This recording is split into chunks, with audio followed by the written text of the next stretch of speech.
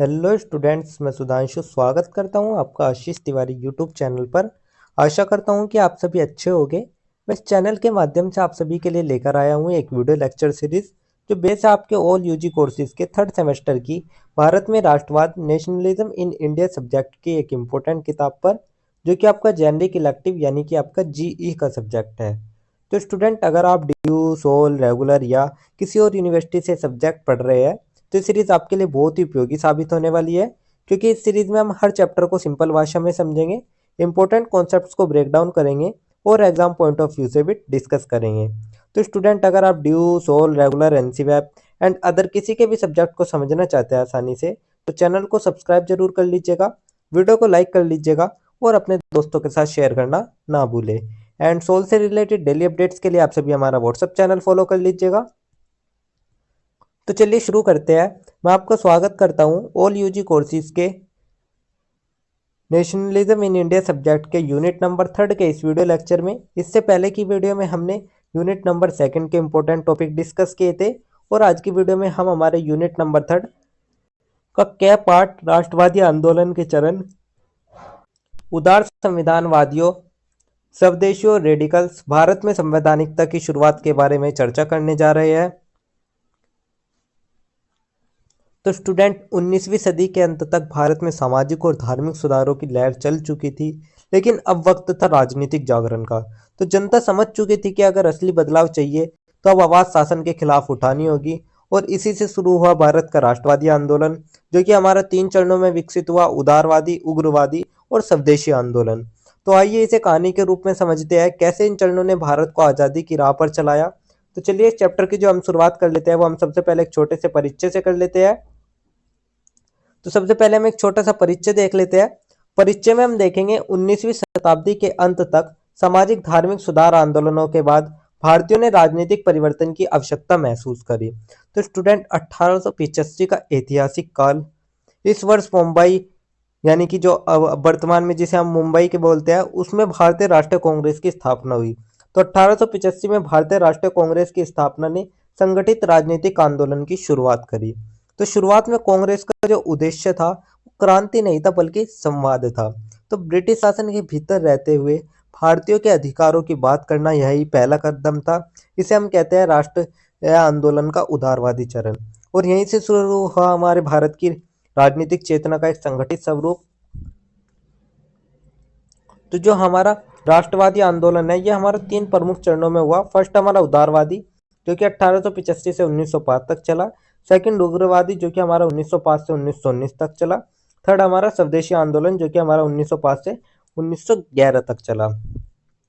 तो स्टूडेंट, यही था हमारा एक छोटा सा परिचय। परिचय के बाद जो हमारा नेक्स्ट टॉपिक आता है वो हमारा आता है उदारवादी चरण को लेकर।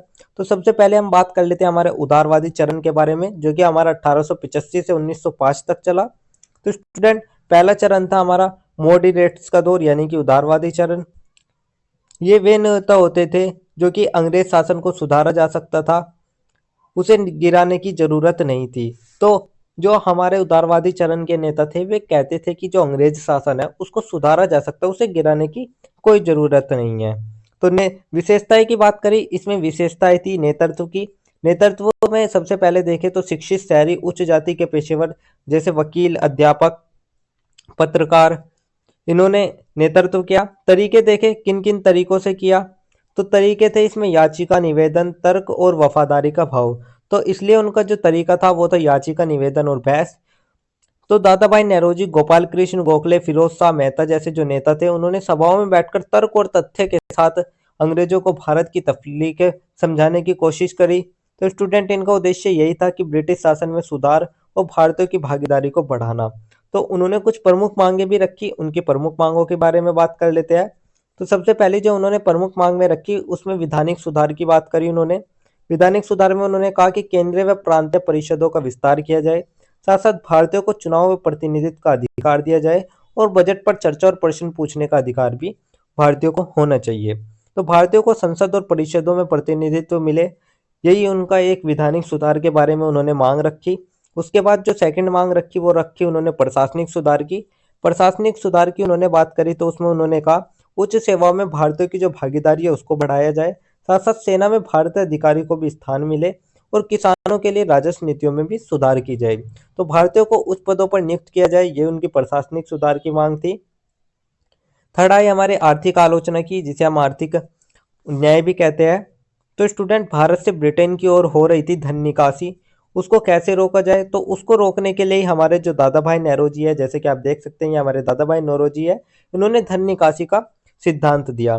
तो दादा भाई नौरोजी की जो ड्रेन ऑफ वेल्थ थ्योरी है, उसने ब्रिटिश शासन की जो आर्थिक सच्चाई है वो खोल दी थी।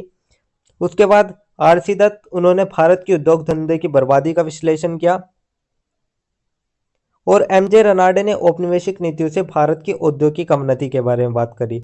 तो स्टूडेंट, धीरे धीरे भारतीयों को एहसास हुआ कि ये जो याचिकाएं है वे अब असर नहीं कर रही थी। तो यही थे हमारे आर्थिक आलोचना। इसके बाद जो हमारे कुछ सीमाएं भी आती है, तो उदारवादी के कुछ सीमाएं आती है। सीमाओं के बारे में बात करें तो सबसे पहली सीमा आती है आंदोलन का आधार सीमित शहरी शिक्षित उच्च जाति तक। तो स्टूडेंट, जो मॉडरेट नेता थे, उनका आंदोलन शहरी और शिक्षित वर्ग तक सीमित रहा। किसान, मजदूर और निम्न जाति के लोग थे, वे इस आंदोलन से दूर थे। तो किसानों, श्रमिकों, निम्न जातियों व ग्रामीण जनता से दूरी। नतीजा क्या हुआ? नतीजा यही निकला कि अंग्रेजों ने उनकी बातों को गंभीरता से लेना बंद कर दिया। आंदोलन भी थमने लगा, लेकिन अब एक नई लहर उठी रही थी, वो थी हमारी उग्रवाद की। तो इसमें मुस्लिमों की कम भागीदारी थी, जिससे कि सांप्रदायिक तनाव हुआ। पद्धति याचिका निवेदन से कोई ठोस परिणाम हमें देखने को नहीं मिला। तो स्टूडेंट, यही थे हमारे उदारवाद की सीमाएं। इसके बाद जो हमारा नेक्स्ट टॉपिक आता है वो हमारा आता है उग्रवादी प्रवृत्ति का उदय, जो कि हमारा 1905 के बाद हुआ। तो स्टूडेंट, 1905 का एक और ऐतिहासिक काल आता है हमारा, जिसमें लॉर्ड कर्जन ने भारत को बांटने की चाल चली, जिसे हम कहते हैं बंगाल का विभाजन। तो सबसे पहले हम बात कर लेते हैं कारण की। ये कारण क्या थे इसके उदय के? तो सबसे पहली जो कारण आता है वो हमारा आता है उदारवादी पद्धति की विफलता। लॉर्ड कर्जन की नीतियां, विशेषकर 1905 का बंगाल विभाजन। जैसे कि आप देख सकते हैं ये हमारे लॉर्ड कर्जन जी है। तो इन्होंने भारत को बांटने की चाल चली, जिसे बंगाल के विभाजन के नाम से जाना जाता है। और ये जो विभाजन था, ये केवल धार्मिक ही नहीं था, बल्कि राजनीतिक हथकंडा भी था, ताकि जो हिंदू और मुस्लिम समुदाय है उनमें फूट पड़े। तो बढ़ती आर्थिक कठिनाइयां भी इसमें थी, जनता भड़क उठी थी। अब याचिका नहीं, कार्रवाई की बात होने लगी थी। और अंतर्राष्ट्रीय घटनाएं में देखें तो जापान की रूस पर विजय 1905 ने भारत को प्रेरित किया। तो यही थे हमारे, जापान की बात भी हमने बात कर ली। तो यही थे कारण हमारे उग्रवादी प्रवृत्ति के उदय के। इसके बाद जो हमारा नेक्स्ट टॉपिक आता है वो हमारा आता है प्रमुख नेता लाल बाल पाल के बारे में। तो स्टूडेंट, इसी दौर में उभरे हमारे तीन महान उग्रवादी नेता, जिन्हें भारत ने नाम दिया लाल बाल पाल के नाम से। तो लाल जो हमारे थे वे हमारे लाला लाजपत राय से थे। बाल से हमारे बाल गंगाधर तिलक थे। और पाल से हमारे बिपिन चंद्र पाल जी थे। तो बाल गंगाधर तिलक, महाराष्ट्र स्वराज मेरा जन्मसिद्ध अधिकार है, जैसे कि आप देख सकते हैं ये हमारे बाल गंगाधर जी है। तो ये महाराष्ट्र से थे। उनका नारा गूंजा, स्वराज मेरा जन्मसिद्ध अधिकार है और मैं इसे लेकर रहूंगा। सेकंड आए हमारे बिपिन चंद्र पाल, जो कि बंगाल से थे। उन्होंने पूर्ण स्वतंत्रता पर बल दिया। उसके बाद थर्ड आए हमारे लाला लाजपत राय, जो कि पंजाब से थे। उन्होंने धार्मिक, सामाजिक सुधार व राष्ट्रवाद का समन्वय करना किया। तो स्टूडेंट, अब जो आंदोलन था वो सिर्फ बुद्धिजीवियों का नहीं रहा, यह जनता का आंदोलन भी बन रहा था। तो स्टूडेंट, यही था हमारा उग्रवादी प्रवृत्ति का उदय। इसकी कुछ विशेषताएं देख लेते हैं। विशेषताएं में देखें तो इसमें सीधे कार्रवाई पर बल दिया गया, साथ साथ स्वदेशी और बहिष्कार आंदोलन को भी आगे बढ़ाया गया, और जन भागीदारी की कोशिश इसमें की गई, जैसे कि किसान, युवाओं या श्रमिकों को जोड़ने की। तो यही था हमारा उग्रवादी। उग्रवादी के बाद जो हमारा नेक्स्ट टॉपिक आता है वो हमारा आता है स्वदेशी आंदोलन का। तो अब हम बात कर लेते हैं स्वदेशी आंदोलन का, जो कि हमारा 1905 से 1911 तक चला। तो सबसे पहले इसकी पृष्ठभूमि समझ लेते हैं। पृष्ठभूमि में देखें, बंगाल का विभाजन 1905, जनता में तीव्र असंतोष।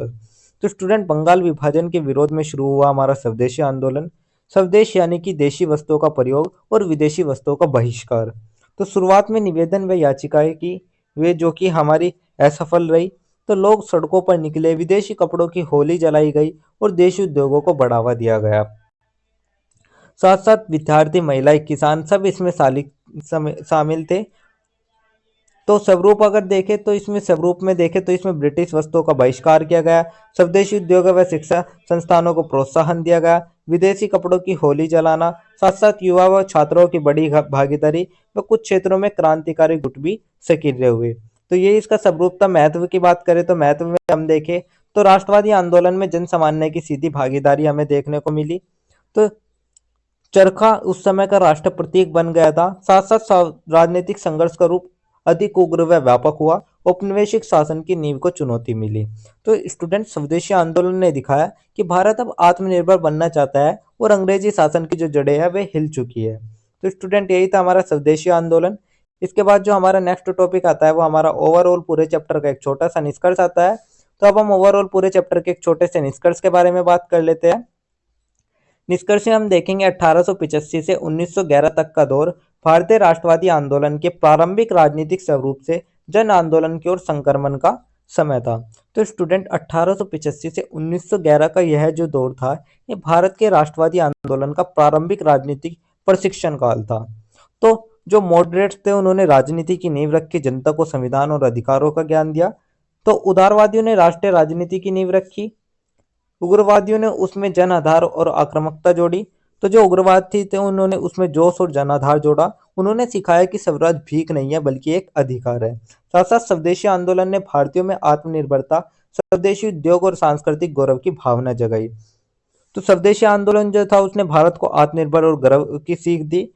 यही प्रक्रिया आगे जाकर गांधी युग के जन आंदोलनों की आधार भूमि बनी।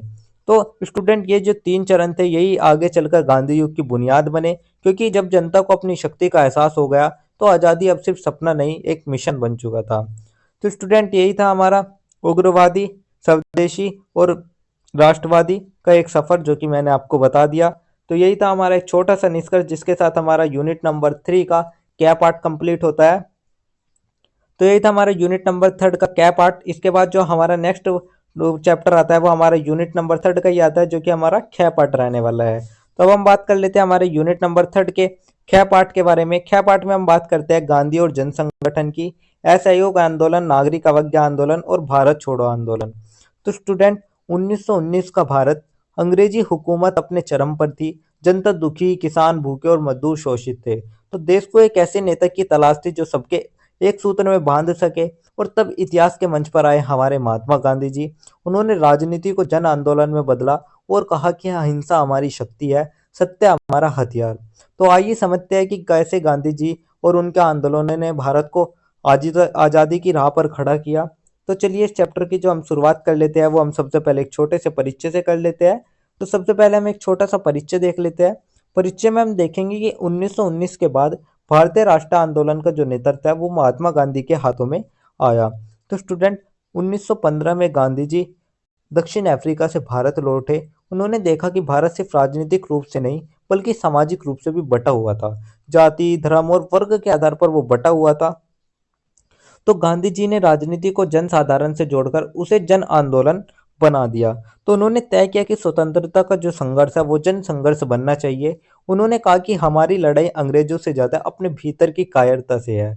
और यहीं से शुरू होता है हमारे भारत का गांधी युग। तो उन्होंने सत्याग्रह, अहिंसा और जन भागीदारी पर आधारित नए तरीके अपनाए। तो स्टूडेंट, यही था हमारा एक छोटा सा परिचय। परिचय के बाद जो हमारा नेक्स्ट टॉपिक आता है वो हमारा आता है असहयोग आंदोलन का। तो अब हम बात कर लेते हैं हमारे असहयोग आंदोलन की, जो कि हमारा 1920 से 1922 तक चला। तो पृष्ठभूमि अगर हम देखें तो पृष्ठभूमि में देखें 1919 रोलेट एक्ट, असंतोष, जलियांवाला बाग हत्याकांड 13 अप्रैल 1919। तो स्टूडेंट, 1919 में अंग्रेजों ने लागू किया रोलेट एक्ट और इस कानून ने बिना मुकदमे के गिरफ्तारी की अनुमति दे दी। तो इससे जनता भड़क उठी और अमृतसर में हुआ हमारा जलियांवाला बाग नरसंहार, जिसमें सैकड़ों निर्दोषों की हत्या ने पूरे देश को हिला दिया। तो इस सभी को देखते हुए गांधी जी ने कहा अब अंग्रेजी शासन के साथ सहयोग असंभव है। तो खिलाफत आंदोलन के समर्थन हेतु गांधी जी ने असहयोग का आह्वान किया। तो आंदोलन का उद्देश्य यही था, ब्रिटिश शासन को नैतिक रूप से कमजोर करना। इसके अंतर्गत कुछ मुख्य कार्यक्रम चलाए गए। मुख्य कार्यक्रम में देखे जैसे कि सरकारी स्कूल, कॉलेज, अदालतों और सेवाओं का बहिष्कार, साथ साथ विदेशी वस्त्रों और सामान का बहिष्कार और चरखे के माध्यम से स्वदेशी का प्रचार। तो स्वदेशी और चरखे का प्रचार, जनसभाएं, सत्याग्रह और आंदोलन। तो ये जो आंदोलन था स्टूडेंट, ये आंदोलन धीरे धीरे गांवों तक फैल गया। तो परिणाम इसके यही हुए कि किसानों, श्रमिकों, महिलाओं और विद्यार्थियों की जो भागीदारी थी वो इसमें बढ़ी। साथ साथ इसे भारत का पहला सच्चा जन आंदोलन भी कहा गया। इसी के साथ साथ 1922 की चौरी चौरा की हिंसक घटना के बाद गांधी जी ने आंदोलन को वापस ले लिया था। तो स्टूडेंट, चौरी चौरा घटना के बारे में मैं आपको बताऊं तो ये हमारा 1922 ईस्वी में हुई थी। 5 फरवरी 1922 को उत्तर प्रदेश के चौरी चौरा में एक हिंसक भड़क उठी। भीड़ ने पुलिस स्टेशन को आग लगा दी, जिसमें कई पुलिसकर्मी भी मारे गए थे। तो गांधी जी के लिए एक बड़ा झटका था। उन्होंने कहा कि अहिंसा के बिना स्वतंत्रता नहीं चाहिए, और उन्होंने आंदोलन को तत्काल वापस ले लिया। तो बहुतों को लगा कि यह कदम गलत था, लेकिन गांधी जी की महानता थी, सिद्धांतों से समझौता नहीं।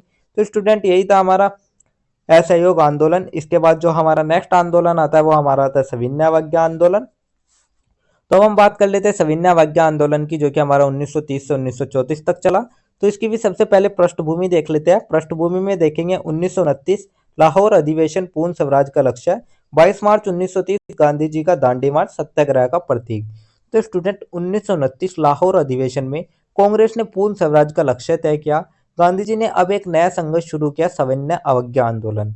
तो उन्होंने कहा, हम अंग्रेजी कानूनों की अवज्ञा करेंगे, लेकिन अहिंसा के साथ। और मार्च 1930 को शुरू हुआ फिर एक ऐतिहासिक दांडी मार्च। गांधी जी 78 साथियों के साथ साबरमती आश्रम से 240 मील पैदल चले। समुद्र तट पर जाकर उन्होंने नमक बनाया और ब्रिटिश नमक कानून को तोड़ा। तो ये सिर्फ नमक का मुद्दा नहीं था, ये औपनिवेशिक शासन के खिलाफ जनता की एक आवाज थी। तो स्टूडेंट, कार्यक्रम में इसका यही रहा कि नमक कानून का उल्लंघन किया गया, विदेशी वस्तुओं का बहिष्कार किया गया, कर न देना, समांतर संस्थाओं की स्थापना। तो यही थे हमारे सविनय अवज्ञा आंदोलन के कुछ कार्यक्रम। इसके बाद कुछ महत्वपूर्ण पहलू देख लेते हैं। महत्वपूर्ण पहलू में देखें तो पहली बार जो आंदोलन था वो ग्रामीण भारत तक पहुंचा। साथ साथ इसमें महिला और युवाओं की जो भागीदारी है वो भी सक्रिय रूप से देखी गई, जिससे कि अंग्रेजी शासन की जो नींव थी वो नींव हिल गई थी।